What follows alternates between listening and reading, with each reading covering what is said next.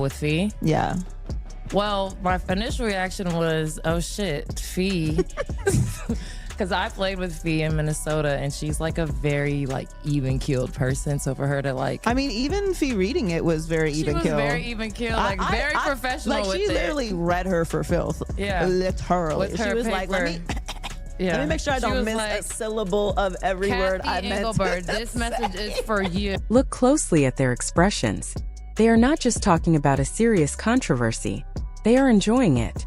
Lexi Brown and Joy Taylor are laughing while discussing Nneka Collier calling out Commissioner Kathy Engelbert on live television. That reaction alone shows exactly where the WNBA Players Association stands right now. They are not focused on reaching a deal. They are focused on winning the public narrative. And that strategy is failing badly. While players celebrate their commissioner being embarrassed in public, team owners have not replied to their proposals in more than 2 weeks. There has been no response at all. That silence is not accidental. It is a message. And it is one the players do not want to accept. Lexi Brown played with Nneka Collier in Minnesota and knows her as a calm professional athlete. That is why Collier's decision to stand up at the All-Star game and read a prepared statement criticizing Engelbert shocked so many people. Every word was carefully chosen. Every sentence was designed to make an impact. It was not spontaneous. It was planned. What Lexi Brown and Joy Taylor failed to understand is how the owners saw that moment. The owners did not watch it and think, we need to give them what they want. Instead, they saw players who care more about performance and attention than actual negotiation. To them, it looked like theater, not leadership. The players opted out of their collective bargaining agreement in September 2024, 2 years early. They believed the rise in attendance, television ratings, and social media attention gave them leverage. They pushed for a 50-50 revenue split similar to the NBA. They demanded transparency in finances. They wanted a voice in ownership decisions. Some even wanted the commissioner removed. For months later, they have achieved none of those goals. Lexi Brown claims the players are in a better position now than they were months ago. But better by what standard? The commissioner still has her job. Revenue sharing is off the table. Owners are not engaging. In fact, reports suggest the Players Association is discouraging athletes from signing overseas contracts or extensions to maintain unity. That approach may work in the NBA where players hold real power. It does not work here. The financial reality matters. The NBA earns roughly $8 billion per year. The WNBA's new media deal is worth $2 billion spread over 11 years, which equals about $200 million annually. That is more than 20 times less money. The scale is not comparable, no matter how often media figures pretend it is. When Lexi Brown says players are not asking for $50 million salaries and only want a bigger share of the revenue they create, it sounds fair on the surface. But the math tells a different story. The WNBA has lost money in 26 of its 27 seasons. Adam Silver publicly admitted this in 2024. Since its creation, the league has been supported by the NBA at roughly $10 million per year. That means the business has not been self-sustaining. So when players demand the owners open the books and reveal financial details, they are asking for something that almost no business allows. Restaurant owners do not show profit statements to waitstaff. Airlines do not allow flight attendants to audit revenue.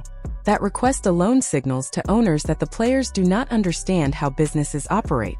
Much of this confusion comes from media voices who have spent the past year telling players that all recent growth belongs entirely to them.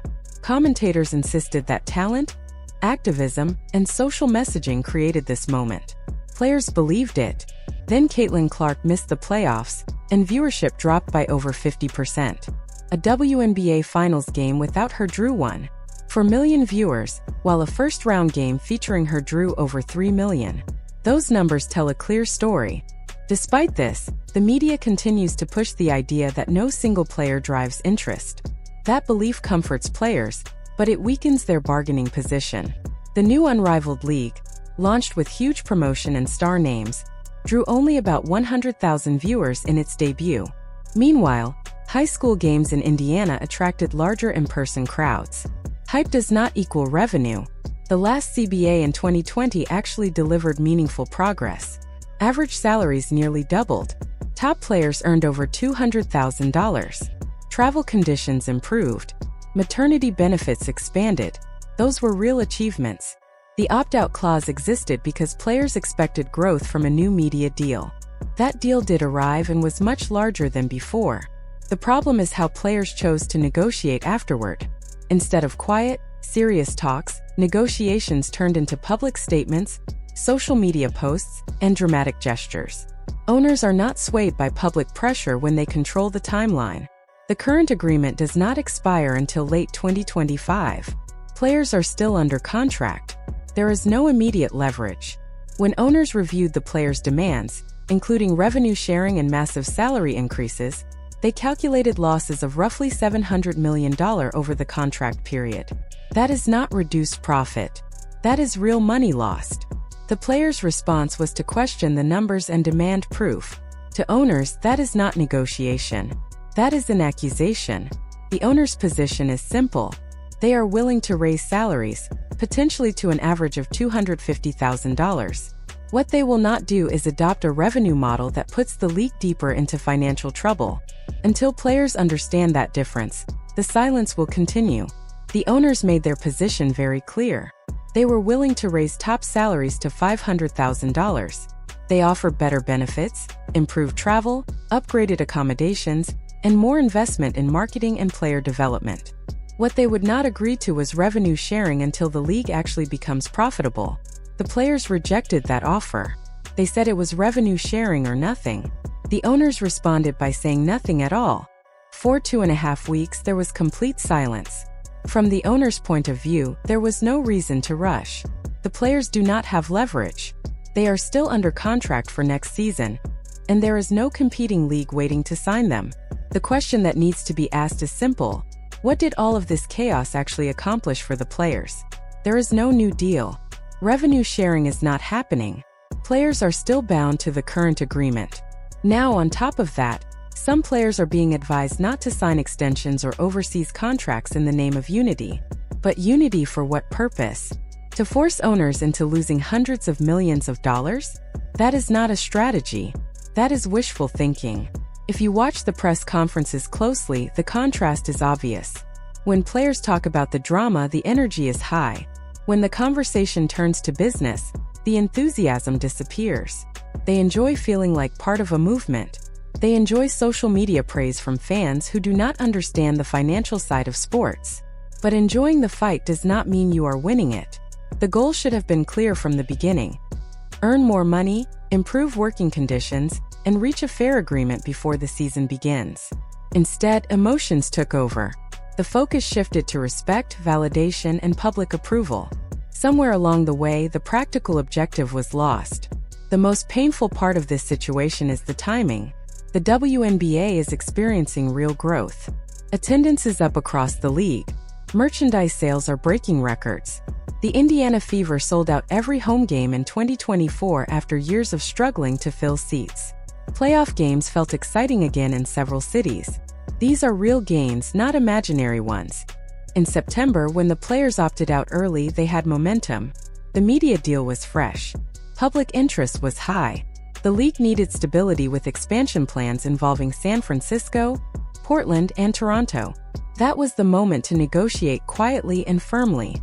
Now it is January 2025. The spotlight has faded. Caitlin Clark is off the court. Other players are busy with podcasts and side projects. The new unrivaled league is having trouble attracting viewers. Meanwhile, the owners have realized they can afford to wait. There is no credible threat of players sitting out.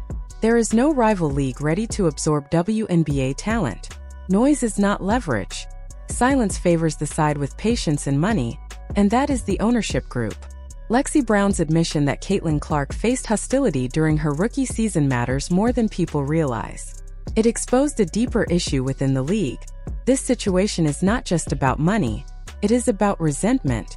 Many veteran players watched a rookie walk in and instantly receive more attention, more sponsorships, and more fan support than they had earned over entire careers. That frustration shaped how the season played out. Instead of embracing Clark's popularity and building the league around it, players pushed back. There were cheap shots on the court, ugly moments, and celebrations of rough treatment. The message to fans was terrible. The league had a chance to grow faster than ever, and it tripped over its own pride. Now those same players are demanding 50% of league revenue, access to financial records, and influence over major decisions.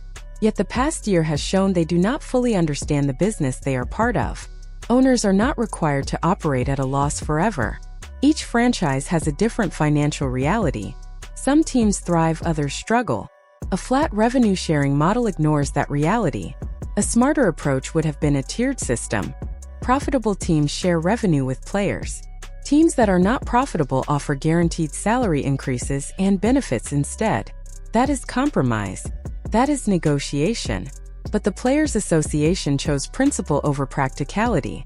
The owners invested in this league expecting long-term growth, not permanent losses. The new media deal creates opportunity, but only if costs stay manageable.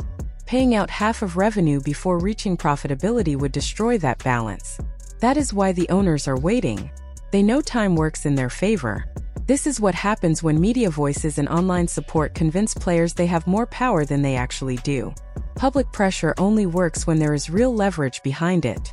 Right now, there is none. The likely ending is predictable. The players will eventually accept something close to what was already offered. Higher salaries, better benefits, improved conditions, and no revenue sharing until profits exist. It will be framed as a win, but it will come months late. That is the real disappointment. Valuable time was wasted. Relationships were damaged. Opportunities were missed. The league is growing, and the potential is real. But growth alone does not guarantee success. If the players do not refocus on winning real gains instead of symbolic battles, this moment will pass them by. And by the time they realize it, the door may already be closing.